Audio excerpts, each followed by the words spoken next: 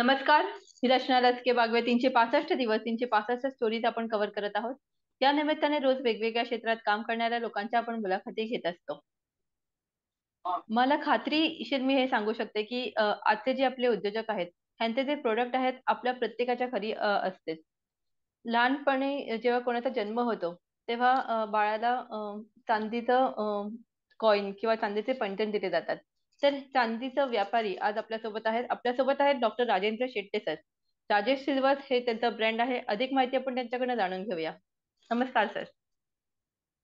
नमस्कार नमस्कार. सर, तुमच्या जीवन प्रवासाबद्दल थोडं आम्हाला सांगा. हा तर मी राजेंद्र नेमिनाथ शेटे. हुपरी हे माझं गाव, कोल्हापूर जिल्ह्यामध्ये एक छोटं गाव.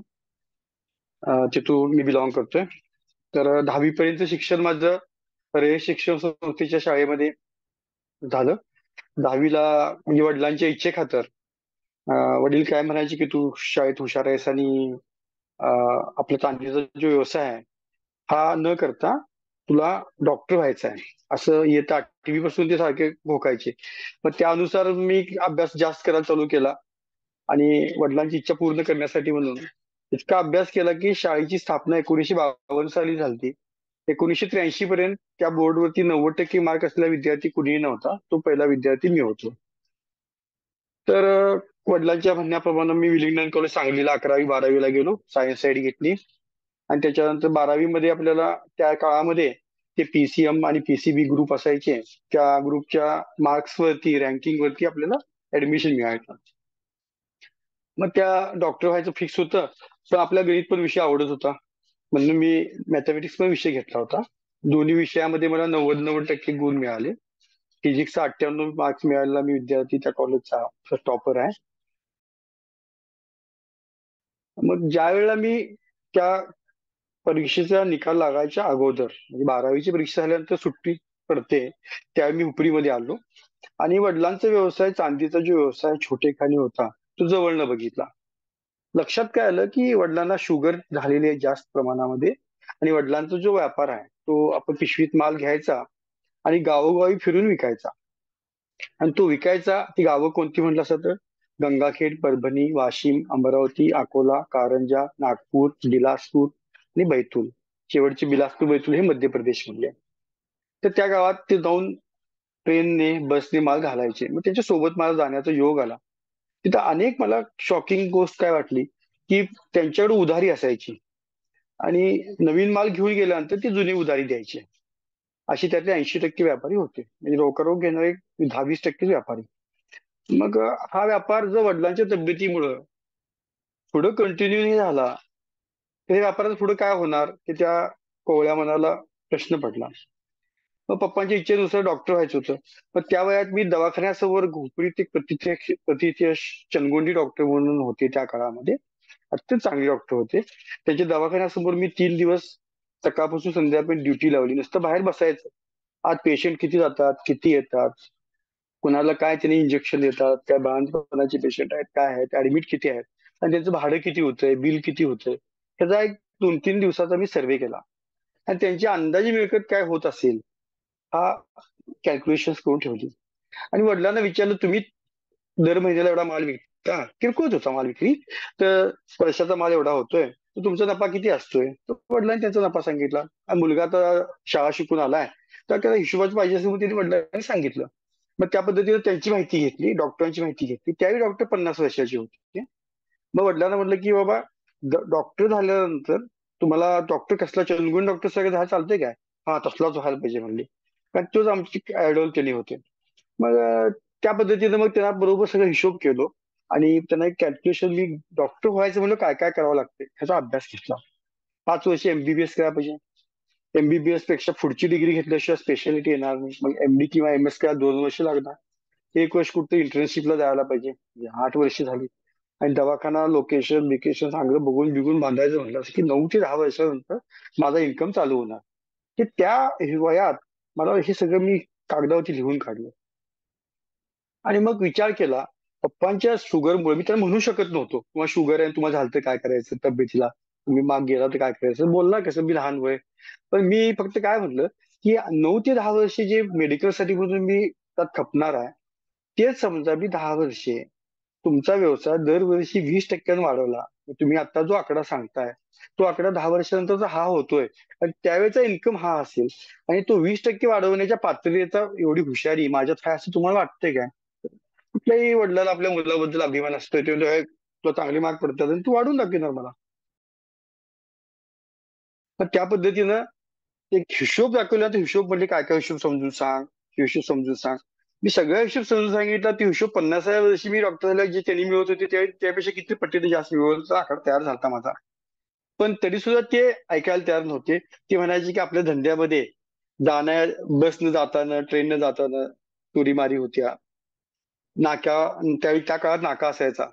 तर नाक्याचे त्रास, पोलिसांचे त्रास, हे सगळं डोक्याला हेडेक नको. आणि तू शहाणा आहेस, तू शाळा शिक. माझ्या नशिबात शाळा शिकायचं नव्हतं. 7वी पर्यंत मी शाळा शिकली. तर तू एवढं करून घे. असं त्यांचा हट्टच होता. पण आयुष्यातला पहिला निर्णय मी त्यांच्या मनाच्या विरुद्धचा घेतला. तो माझ्या मनाचा निर्णय घेतला. मी विचार केला काय, की बाबा आपल्याला शिवाजी महाराजांचा अ, ज पुरा पुस्तक वाचून काढलेला माणूस मी. त्याच्यामुळे मी म्हटलं, की महाराजांनी जर एवढ्या लहान वयात निर्णय घेऊन स्वराज्य स्थापन करण्याचा विचार केला असेल, तर नक्की मी त्या वयाचा झालेलो आहे. तर आपण करायला काय हरकत आहे? आपल्याला कुठं मोठं स्वराज्य करायचं आहे. ते वडिलांचा धंदा वाढवायचा आहे 20% च्या गतीनं. तर ह्या पद्धतीने विचार करून मी हट्ट धरला आणि लिटरली मी त्या लाईनला कुठं नंतर मला मार्क मिळाले. माझ्यापेक्षा कमी मार्क माझ्या मित्रांना ज्यांना होते त्यांना ऍडमिशन मिळाले. ते डॉक्टर पण झाले, इंजिनियर पण झाले. पण मी कुठेही गेलो नाही. 12वी पर्यंत शाळा शिकली आणि जबरदस्तीनं मी वडिलांच्या सोबत राहायचा निर्णय स्वतःवरती घेतला आणि ते काम चालू केलं. आता वडिलांचा व्यवसाय आता मुलगा ऐकत नाही. मी एकटाच मुलगा. मला माझ्या पाठीवरच्या 3 बहिणी आणि 3 बहिणी असल्यामुळे ते एक माणसाला प्रेशर असते ना, की बाबा पुढे काय काय व्हायचं ते. हे सगळे काढण्यासाठी म्हणून मी तो निर्णय घेऊन मी व्यवसायामध्ये पदार्पण केलं. केल्यानंतर त्यावेळी आमचे वडील लोकांच्या भागीदारीत काम करत होते. मग ते त्यांच्यावर काम करत असताना 1-2 वर्ष मी त्यांच्या सोबतच काम केलं आणि मग आमच्या एका नागपूरच्या अनुपम सिल्वर हाऊस नावाचे व्यापारी आहेत. त्यांनी आमच्या वडिलांचं 1970 पासून सर्व्हिस बघितली होती. त्यांनी म्हटलं तर लड़का तेरे हाथ के नीचे आया है, तो अभी तेरा खुद का चालू कर ले, कितने दिन का भागीदारी में काम करेगा और कुछ कैपिटल लगा तो मैं सपोर्ट करता हूँ.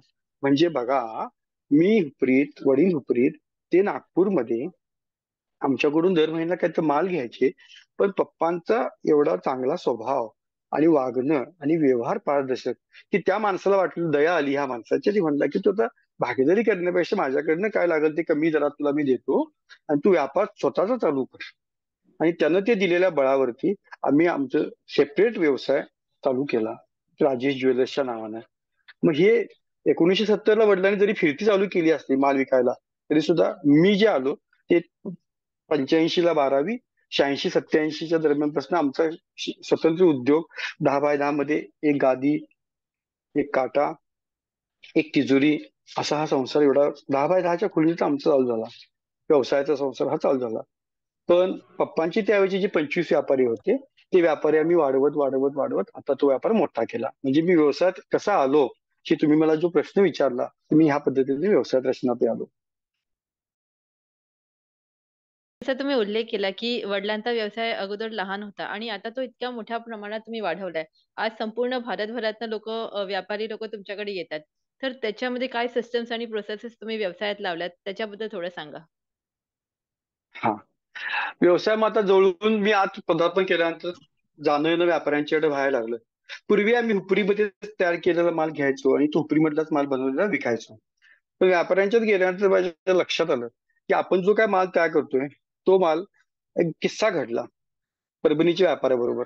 आमच्याकडे त्यावेळी स्वतःची चांदी थोडी आणि लोकांची चांदी बाहेरची व्याजाची असायची. मग त्यावेळी दिवाळीला ती चांदी आम्हाला भागवायला लागायची बरं काय. व्याजाने ते मुद्दल लिहून द्यायचं, परत पाहिजे असेल तर सांगायचं, मग ती दिवाळीनंतर आम्हाला द्यायची. झालं असं, एका वर्षी काय झालं, की मी माझं पेमेंट परभणीच्या व्यापाऱ्यांच्याकडे येणार होतं आणि ते मी येणार आणि असं मी जुळवाजुळव केली होती, की इकडचं एवढं घ्यायचं, ह्यांचं एवढं घ्यायचं आणि नेऊन दिवाळीला द्यायचं. पण झालं असं, की त्यावेळी व्यापाऱ्यांना पेमेंटमध्ये चांदी न देता खराब माल दिला मला. मग खराब माल दिला म्हटल्यानंतर त्यावेळी माझ्या डोळ्यात पाणी आलं. आता हा माल घेऊन मी पेमेंट कसं त्यांचं करणार? कारण माल जर आटवायचा असला, मुशीत घालायचा असला, तर आपल्याला नुकसान झेलावं लागणार. तर मला ते वाईट वाटलं. पण त्या क्षणाला ते व्यापाऱ्याचा राग पण आला. पण नंतर वाटलं की त्यांची काय चुकी, आपणच माल चांगला दिला असता तर त्याने आपल्याला कशाला परत दिला असता. म्हणजे पहिला जी सिस्टीम प्रोसेसमध्ये गोष्ट आली ती क्वालिटी अवेअरनेस पूर्वी जो नव्हता इतका एवढं कीनली बघितलं जायचं नाही. तर पहिल्यांदा मी क्वालिटीवरती फोकस करायला चालू केलं की आपला मालच अशा पद्धतीनं बनवून वापरायला द्यायचा की त्याच्याकडून रिटर्नच काय येणार नाही. म्हणजे तो जो किस्सा होता तो मी निगेटिव्हली न घेता त्याला पॉझिटिव्हली घेतलं की बाबा खराब माल परत घ्यायचं कारण काय तर आपण त्याला दिला खराब, आपणच द्यायचं नाही म्हणून मी क्वालिटीवरती पहिला फोकस केला. ज्या पद्धतीने घडणावर सोन्यामध्ये कलाकुसर असते तशी चांदीत नसायची. पण मी प्रयास करून कामगारांना एज्युकेट करून सांगून का असं करायचं असतं ह्याचं ज्ञान देऊन ते माल आमचा पूर्वी जो बनवत होता त्याच्यापेक्षा मी चांगल्या क्वालिटीचा बनवायला चालू केला. लोकांना तो माल आवडाला. वडिलांचे टोटल 25च व्यापारी होते. त्यांचा व्यापार वाढायला लागला, त्यांची मागणी वाढायला लागली. माझा हळूहळू व्यापार वाढत चालला. मग भांडवल वाढत चाललं. तर भांडवल वाढत चालल्यानंतर माझ्या आणखीन एक गोष्ट दुसरी लक्षात आली की आपण फक्त उपरीत बनलेला माल विकतोय त्यांना. मग मी काय केलं की त्यांच्या दुकानात आणखीन काय काय माल विकतोय. तर जे पैंजण बनतात, कडदोरे बनतात ते सेलमला पण बनवले जातात. हातातल्या बाळांच्या कडल्या, चांदीच्या अंगठ्या, गळ्यातल्या चेना हे आग्र्यात बनवलं जातं, राजकोटमध्ये बनवलं जातं. तर ते जे ज्या ज्या ठिकाणी बनवलं जातं ते त्यांनी दुसऱ्या व्यापाऱ्यांच्याकडे घेतात. मग माझ्या डोक्यात कल्पना आली की आपण का करायचं, आपण ते करू शकतोय. हा सगळा जो ह्या पद्धतीचा व्यवसाय सगळा माल गोळा करायचं काम असेल ते त्या काळामध्ये आज पण कोल्हापूरचे जे मारवाडी लोक काम करतात त्यांच्या दुकानामध्ये हा सगळ्या नमुन्याचा माल त्यांचा असायचा. पण आम्ही उपरीवाल्यांनी फक्त उपरीचा माल बनवायचा आणि घेऊन विकायचा एवढाच प्रकार होता. मग त्या पद्धतीने मी बऱ्याच स्वतःच विचारात बदल केला आणि असं ठरवलं की आपण आता पहिल्यांदा सेलमची पॅनल वाढवूया, मग हळू भांडवल वाढल्यावर राजकोटची वाढवूया. असं करत भारतात ज्या ज्या ठिकाणी सगळा चांदीचा माल बनतोय तो थोड्या थोड्या थोड्या प्रमाणात माझ्या दुकानात घेऊन माझ्या व्यापाऱ्यांना मी ते द्यायला चालू केलं. त्यात आणखीन एक पुढच्या 1995 साली किस्सा घडला. मी ज्या रस्त्यावरनं नागपूरपर्यंत बैतूलपर्यंत प्रवास करायचो त्या रस्त्यावरती अमरावती जवळ आज मी समजा गेलो रात्री 10 वाजता त्या रस्त्यानं आणि उद्या संध्याकाळी दुसरी गाडी हुपरीची जात असताना ती गाडी लुटली गेली आणि ते मला नागपूरमध्ये कळालं. अरे बापरे म्हटलं, नशीब चांगलं. काल आपण होतो, आज ते गेले. काल माझ्या नशिबात आलं असतं तर ज्या कारणासाठी मी शाळा सोडली, कॉलेज सोडलं, डॉक्टरकी सोडली ते फेल गेलं असतं. म्हणजे कसं तर मला काय झालं तर मला फोन कुणाला लावायला लागला असता, वडिलांना लावायला लागला असता आणि त्यांना डायबिटीस, ब्लड प्रेशर, सगळे डोळ्याचा त्रास हे सगळे रोग असल्यामुळं त्यांना तो धक्का सहन झाला नसता आणि त्यांच्या तब्येतीला नुकसान झालं असतं. मग मी विचार केला की आपल्याला आपण आपल्या हेतूपासून बाजूला होऊन चालणार नाही की आपण वडिलांच्यासाठी म्हणून सगळं करायला लागलोय. तर मी त्यावेळेला निर्णय घेतला, आता मी स्वतः माल विकायला जाणार नाही, मी मागे राहणार. आणि मग मी त्या पद्धतीनं माझ्या जवळची ओळखीच्या लोकांची मुलं तयार केली आणि मुलांच्या करबी मी बसनं, ट्रेननं, गाडीनं माल पाठवायला लागलो. मी बसायला लागलो, माझ्याकडे भरपूर वेळ राहायला लागला. त्या दरम्यान कोल्हापुरात फिरणं व्हायला लागलं. बाहेर आलेले लोक कशी काम करतात, ते कसे व्यापार वाढवला त्यांनी ते बघण्यात यायला लागलं. मग मला पण मनात वाटायला लागलं की आपण पण कोल्हापुरात असं करूया. मग म्हणून ह्या सगळ्या सेंटरचा माल माझ्याजवळ जे थोड्या थोड्या प्रमाणात असायचा, जसं जसं भांडवल वाढल तसं तसं मी त्यात काय केलं, मालाची क्वांटिटी वाढवायला चालू केली. म्हणजे पहिला क्वालिटी, 2 नंबरला व्हरायटी वाढवली, 3 नंबरला भांडवल वाढेल तसं क्वांटिटी तिची वाढवायला चालू केली. त्या काळात ज्या पद्धतीनं आज आम्ही राजेश ज्या पद्धतीनं ऍक्युरेट म्हणजे आम्ही जे बोलतोय त्या पद्धतीचीच प्युरिटी देतोय माझ्या ज्वेलर्स वाल्याला, त्या पद्धतीने त्यात थोडं लमसम हिशोब चाललेला असायचा. मी अॅक्युरेसी करेक्ट नसायची. मग मी तो लूप होल चेक केला आणि गिरायकाला बरोबर त्या दुकऱ्या रस्त्यावरती बोट ठेवून अॅक्युरेसी हा एक आमच्या सिस्टीम मध्ये विषय घातला की आमचा माल बाहेरच्या कुठल्याही पिढीतून घेतला तर त्यांची जेवढी अॅक्युरेसी असेल त्याच्यापेक्षा चांगली करेक्ट अॅक्युरेसी राजेशची असेल. आणि मग लोकांचा विश्वास आणखीन दुणावत गेला. मला जो एक मोकळा वेळ असायचा, दुकान शिल्लक माल असायचा, तो मग लोकलला गावामध्ये आमच्यासारखीच फेरी करणारे, पिशवीत माल घेऊन घेणारे जे व्यापारी होते ते जुडले. ते कोल्हापुरातनं घेत होते, ते माझ्याकडनं घ्यायला चालू केले आणि त्या पद्धतीप्रमाणे व्यापाऱ्यांची संख्या वाढत वाढत गेली आणि ती 25ची संख्या, गावातले लोक, ते 25 व्यापारी असं करत करत 400-450 व्यापाऱ्यांच्या संख्येपर्यंत गेली. व्यापार फोफावत चालला. पण जसं विचार केला आणि भीती वाटली होती तसं त्या घटनांच्या मध्ये वडील हार्ट अटॅकने अचानक 1997 ला गेले. त्यावेळी मी 68चा आहे, मी अंदाजे 29 वर्षाचं त्यावेळेचं वय होतं आणि मला फार दुःख झालं त्यावेळेला. जबाबदारी पडली माझ्यावर आणि त्यावेळेला जे वडील गेल्यानंतर लोक भेटायला यायचे ते आधार देण्याच्या ऐवजी म्हणायचे की वडिलांचा स्वभाव गोड होता, तुझा लई कडक स्वभाव आहे, सांभाळून राहा, वापरांचे नीट बोल, लोकांचे नीट बोल. ते सगळं ऐकून ऐकून मला ब्लड प्रेशरच्या रचनाची गोळी खायची पाळी आली, रोज सकाळी एक संध्याकाळी. मला ब्लड प्रेशर झालं त्या वयात. म्हणजे एवढा त्रास झाला. म्हणजे आपल्याला समाजामध्ये जे काय ज्या पद्धतीनं एकमेकांना सपोर्ट करावा पाहिजे तसं न करता वेगळ्या पद्धतीनं बोलण्यात आल्यामुळं त्रास झाला. हा इथपर्यंतचा टप्पा म्हणजे आम्ही सिस्टीम प्रोसेसमध्ये सांगितल्याप्रमाणे हे सगळे पॉईंट आम्ही ऍड केले आणि आमचा व्यापार वाढत वाढत वाढत चालला. आणि असा व्यापार वाढवला. तर तुमचा जो बिझनेस आहे तो पूर्ण फॅमिली मिळून तुम्ही सांभाळता. म्हणजे आजींपासून तुमची जी पुढची पिढी आहे ती देखील या बिझनेसमध्ये आहे. प्रत्येक हम्म. घराच्या सदस्याला एक वेगवेगळी जबाबदारी तुम्ही नेमली आहे. तर त्याच्याबद्दल थोडं सांगा. हा. आता व्यापाराबद्दलचे अजून एक गोष्ट सांगतो, मग ती पुढे कंटिन्यू करतो ते कसं घडलं ते. तर व्यापार करत असताना हा धंदा करता करता काय झालं, संख्या वाढल्यामुळं माझ्यावरचा स्ट्रेन वाढायला लागला. आई कधी दुकानात लक्ष्मीपूजन सोडून कधी किंवा आई किंवा आमची बायको मनीषा कधी दुकानात त्यांचं जास्त येणं जाणं फक्त हा हो एवढाच विषय. दुकान आणि घर एका ठिकाणीच आमचं आहे. तर त्या पद्धतीप्रमाणे जास्त त्यांच्या दुकानमध्ये इन्व्हॉल्वमेंट नसायची. पण मला ते ब्लड प्रेशरचा जसा त्रास झाला तसा मला हळूहळू माझं खाण्यावरचा कंट्रोल कमी झाला. माझं जे वजन 65 किलो असायचं ते 84 किलो पर्यंत गेलं. पोटाचा घेर माझा 42 इंच झाला आणि ब्लड प्रेशर सकाळ संध्याकाळ म्हणजे सगळे होलसेल रेटने मला अपचन, मानदुखी, कंबरदुखी हे रोग चालू झाले. मग त्यावेळेला मला आईला मी दररोज पूजा झाली की नमस्कार करतो वाकून. नमस्कार करताना मला एक दिवस वाकल्यावर सगळं उभाच राहायला येईना बरं का. मग माझ्या डोळ्यात पाणी आलं. मग त्या दिवशी मी आईला म्हणलं की माझ्या तब्येतीला ज्या प्रॉब्लेम झाल्या तर दवाखान्यात जायला पाहिजे, दुकानात कोण बसणार. तर आईनं त्यावेळी आईला मी म्हणलं त्याचा पप्पा नाही आहेत आणि तूच माझे पप्पा हो, तूच माझी आई हो आणि तू दुकानात मस्त फक्त सगळ्यांच्या काम करून घ्या, माझ्या सोबत चल. आणि आई आपल्या लेकराला कधी नाही म्हणत नाही. त्या पद्धतीप्रमाणे मला तिने म्हणली तू काळजी करू नकोस, तू तुझ्या तब्येतीची दुरुस्ती करून घे. आणि मग आईची एंट्री पहिल्यांदा दुकानात झाली आणि आईला मग त्या पद्धतीप्रमाणे दुकानात इन्व्हॉल्व करून घेतलं. आई पण 7वी शिकलेली आहे. तर आईने काय केली तर आई व्यवसायातली ज्या ज्या गोष्टी असतील त्या त्या गोष्टींची पूर्ण माहिती घेतली आणि मला सपोर्ट का चालू केली. हे व्यवसाय वाढल त्या पद्धतीप्रमाणे मी आईची इन्व्हॉल्वमेंट घेतली. मनीषा मुलांचं संगोपन आणि घरची कामं करत होती.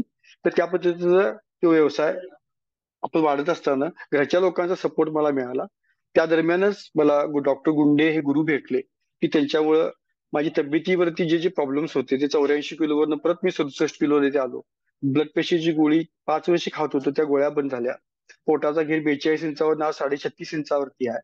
म्हणजे सगळं जिथल्या इथं कंट्रोल माझ्या ते गुंडे डॉक्टरांच्या योगासनं सर्वांगीण आरोग्य शिबिरांच्या मुळे माझं सगळं त्यांची तब्येत चांगली करून घेतली. ह्याच दरम्यान व्यापार वाढत असताना गुळवणी साहेब म्हणून आमचे जे गुरु आहेत इंचकेजीला असतात त्यांचं पण मला साथ मिळाली. की साहेबांच्या मार्गदर्शनामुळे व्यापार वाढवताना कुठल्या कुठल्या गोष्टींच्या आपण ह्यात इन्व्हॉल्वमेंट करायला पाहिजे आणि कस्टमरला कशा पद्धतीने आपण वाढवायला पाहिजे ह्याचा त्यांनी मला अभ्यास वेळोवेळी देत गेले. मग हे काम वाढत गेल्यानंतर आता फॅमिलीची इन्व्हॉल्वमेंट हा जो तुमचा प्रश्न आहे, झालं असं की बाबा मुलं शिकत होती. मग मुलं शिकत असताना मुलं पण 85% 90% ह्या रेंज मधली मुलं.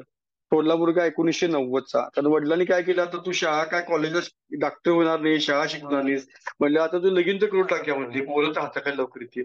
पण माझं तुम्हाला सांगायचं म्हणजे 19व्या वर्षी लगीन करून टाकलं. मग 19 वर्षी लगीन झालं, निरंजन जन्मला. मग पोरगा पण हाताखाली लवकर आला. मग तो निरंजन 8वीत असल्यापासून मी काय केलं, हाताखाली दुकानात बाकीचा कसा स्टाफ असतोय तर शाळेतनं आला, दप्तर टाकला, हातपाय धुतला की दुकानात यायचा. आणि दुकानातली कामं करायला माझ्यासोबत मला मदत करायचं. मग तिला क्लासची टाइम झाली क्लासला जायचा. पण दुकानची सवय तिला जास्त लावली. कारण मला वाटलं की बाबा आपल्याला हा धंदा जर वाढवायचा असेल तर चांदी आणि सोन्याचा धंदा म्हणजे हा जोखमीचा धंदा. तर बाबा मुलं आपल्या घरातली फॅमिली आपली राखायला माणसं पाहिजेत. म्हणून मी मुलाला त्या व्यवसायाची गोडी लावण्यासाठी दुकानामधली इन्व्हॉल्वमेंट मी त्याची वाढवली आणि तेव्हा तिची गोडी लागत गेली. म्हणून ती आज ह्या पद्धतीप्रमाणे पहिल्यांदा तेवढं मार्क असताना सुद्धा मी कॉमर्स साईड घ्यायला लावलं, बीकॉम करायला लावलं, पुढे MBA मुंबईला करायला लावलं आणि त्याच्यानंतर मग तो आता आज 2012ला माझ्या दुकानात आला. मुलगी पण BSc डायटिशियन होऊन तिला पण दुकानची सवय लावलेली आहे. आणि 3 नंबरचा जो मुलगा अनुपम आहे तो पण 90% वाला 92% वाला. तो तर सायन्सला जातो म्हणून रडत होता तो. पण मी बाबा म्हटलं की आपला धंदा वाढवायचा आहे, तुला कोण बी शिकलेला माणूस तुझ्या हाताखाली असिस्टंट म्हणून घे, काय लागेल तुला चांगलं पॅकेज दे, कंपन्या कशी देतात तसं. तर तुला जे काय करायचं ते माणसाकडनं करून घे, तू खरं हे व्यापार तेवढं वाढवायचं बघ माझा. पण त्या मुलानं पण माझं ऐकलं आणि त्यानं पण बीकॉमच केला आणि तो पण एमबीए करून ते सोन्याचं डिपार्टमेंट सांभाळायला लागलाय. असं टोटल फॅमिली काय केली, आता अनुपम म्हणजे धाकटा मुलगा गोल्ड मध्ये, निरंजन माझी कॉपी पेस्ट करायला चालू आहे, तो माझ्यापेक्षा चांगलं काम करायला लागलाय. आता राधा लग्न झालंय पण कामासाठी म्हणून ती अपडाऊन करत असते इंचकुजून इकडं. मनीषा मला सेंद्रिय खायला पाहिजे, जमिनींचा हौस, त्याच्यामुळे ती शेतीचं डिपार्टमेंट, सकाळी लवकर शेतीत जाते आणि 9 वाजता दुकान उघडायला ती येते. आमच्या देशी गाईंचा गोठा आहे, त्यात दूध पेणे, दही पेणे आणि सगळं सगळं आमचं सेंद्रिय आणि हे असतं खायचं घरच्या पुरतं, त्या पद्धतीने करते तरी. आणि ती दुकान गोल्डला असते. आणि ह्या दोन्ही मुलांची पण लग्न मी 21व्या वर्षी नेमाप्रमाणे जे असतात त्याप्रमाणे लगेच करून टाकली. त्यामुळे त्यांचं डिपार्टमेंट पण त्या सुना ज्या आल्या त्यातल्या एकट्या सुनेला व्यापाऱ्यांचं जेवणाचं जे मॅनेजमेंट आहे ते तिच्याकडे लावले आणि एकटी सून आमची सेवा करायची असते आणि मुलांचं सगळं संगोपन करायचं ती करत असते. असं प्रत्येक फॅमिली मेंबरला काय केलंय, बिझी ठेवलंय. प्रत्येकाला त्याचा एक एरिया निवडून दिलाय. त्या एरियात त्यांनी आउटस्टँडिंग काम करणं हे राजेशच्या वाढीसाठी कसं गरजेचं आहे हे त्यांच्या मेंदूवरती एम्फसाइज केलं आणि त्याला समजून सांगितलं की आपल्या ह्या कुटुंबामुळे हजारो कुटुंब जे काम करणारे लोक आहेत ते आनंदानं जगायला लागले आणि विश्वासानं राहिले. तर आपली जबाबदारी हा आता वैयक्तिक आपली आपली एकच एवढं एक 8-10 जणांचं कुटुंब नाही आहे, तर हे हजारो लोकांचं मोठं कुटुंब आहे. हे सांभाळण्यासाठी आपण सगळेजण मिळून काम करायला पाहिजे टीमवर्कनं. हे त्यांना पटवून दिल्यानंतर ते सगळे मनापासून आवडीनं सगळेजण करतात. अशा पद्धतीने माझी पूर्ण फॅमिली ह्या व्यापारामध्ये इन्व्हॉल्व्ह झालेली आहे. आता तुम्ही उल्लेख केला, की आपली फक्त 10 लोकांचं कुटुंब नाही, तर हजारो लोकांचं कुटुंब आहे आणि तुमच्याकडे येणारा प्रत्येक ग्राहक जो असतो, म्हणजे जो प्रत्येक व्यापारी आहे, त्यांचे साठी तुम्ही जसं मगाशी उल्लेख केला, की तुम्ही खायची सोय आणि राहायची सोय देखील करता. तर प्रत्येक व्यापारीला किंवा हो. आपल्या घरी किंवा आपल्या दुकानात आलेल्या प्रत्येक माणसाला तुम्ही खूप आदरातिथ्य वागणूक देता आणि त्यांची खूप सेवा करता. तर त्याच्याबद्दल थोडं सांगा? हा, तर घडलं असं, मी ज्यावेळी माल घालायला लोकांच्याकडे जायचो, मगाशी जी गावं सांगितली गंगाखेड पासून ते बिलासपूर पर्यंत, त्या वेळेला त्या गंगाखेडमध्ये पंडितांच्या घरात असेल, परभणीमध्ये शहाण्यांच्या घरात असेल, उखळकरांच्या घरात वाशिमला असेल, रुईवाल्यांच्या घरात कारंजात असेल, नागपूरमध्ये अनुभवींच्याकडे असेल, बैतूला मोतीलालजींच्याकडे असेल, प्रत्येक ठिकाणी त्या लोकांनी राजू येणार म्हणून जी माझी सोय केली, शिस्त केली, ते माझ्या डोक्यात तसंच होतं की व्यापार बघा, व्यापार व्यापाराच्या ठिकाणी राहतो. पण आलेल्या गेलेल्या माणसाला आपलेपणानं एवढं लांबून आलेले आहेत, तर आपलेपणानं जे का आपण त्याचं म्हणजे अतिथी देवो भव हे जे आपल्या संस्कृतीमध्ये आम्हाला शिकवण्यात आलंय, तर त्या पद्धतीने त्या माणसाला किती किलो माल घेतला, मला किती नफा झाला, हा सगळा ऑलटुगेदर वेगळा विषय आहे. तर एखादा व्यापारी राजेशच्या नावाखाली शेकडो किलोमीटरवरनं जर माल खरेदी करण्यासाठी येत असेल, तर आपण ग्रॅटिट्यूड आणि रिस्पेक्ट त्याची सेवा करायला पाहिजे आणि ते आपलं प्रथम कर्तव्य आहे. हे समजून आम्ही प्रत्येकाची पूर्वी घरीच करायचो काम, व्यापारी कमी होते तेव्हा. पण आता व्यापाऱ्यांची संख्या खूप वाढल्यामुळे आम्ही सेपरेट त्याचं डिपार्टमेंट तयार केले आणि सगळ्यांची शिस्त आम्ही त्या व्यापाऱ्यांची करत असतो आणि सर्व्हिस हा विषय आम्ही आमच्या त्या सिस्टीम प्रोसेसमध्ये वाढवला.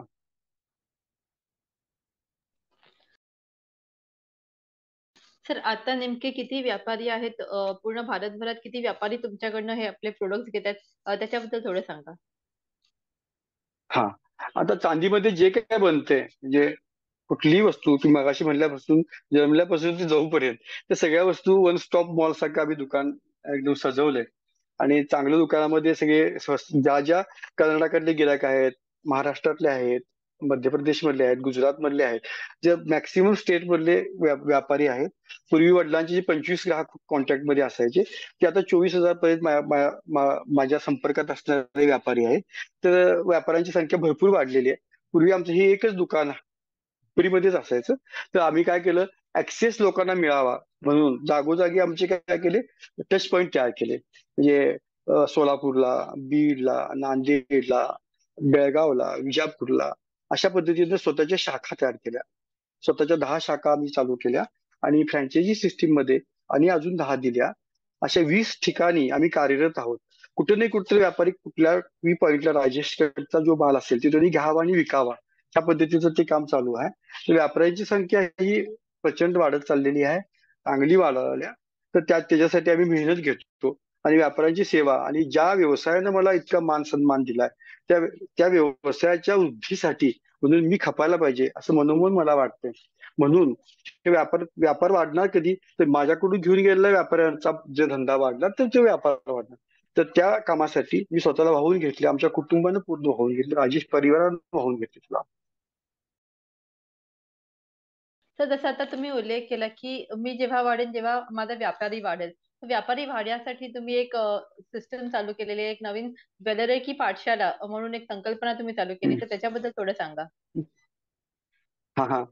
तर कोरोना आला. कोरोनामध्ये बऱ्यापैकी आपल्याकडे वेळ होता.